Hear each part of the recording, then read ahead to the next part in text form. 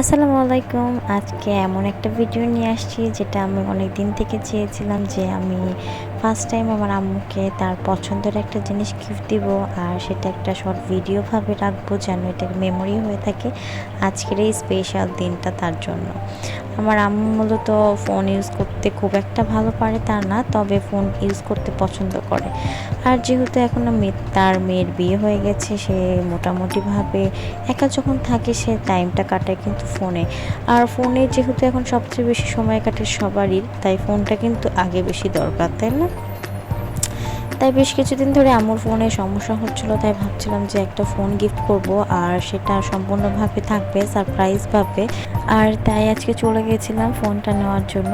আর আমার দুইটা ভাই আমার সঙ্গে সাথে গেছিলো হুট করে, যেহেতু ভাবলাম যে আজকে ফোনটা নিব তার জন্য। ফোনটা খুব কম বাজেটের, কিন্তু আমি যে দিতে পেরেছি এটাই আমার কাছে সবচেয়ে বেশি স্পেশাল।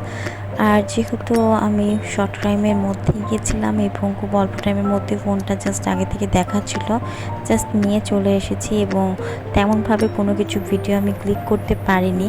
আর ইচ্ছা ছিল এটা একটা মেমোরিভাবে রাখতে, কারণ আমার লাইফে ফার্স্ট টাইম মাকে কোনো গিফট দেওয়া। আর যেহেতু আমার বাবা নাই, তাই মাকে সব কোনো কিছু দেওয়াটা কিন্তু অনেক স্পেশাল, কারণ আমার মাই আমার বাবা, বাবাই আমার মা। তাই আজকে হুটটা করে যেহেতু মায়ের ফোন নিতে গেছিলাম, আর এই তো চলে আসলাম বাসাতে।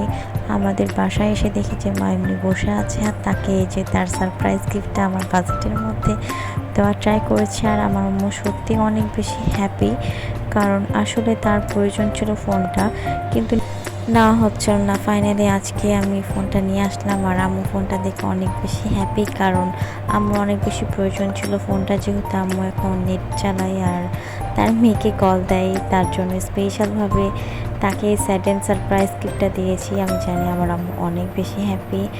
আর সকলে দোয়া করবেন যেন সবাই ফ্যামিলি ভালো থাকে।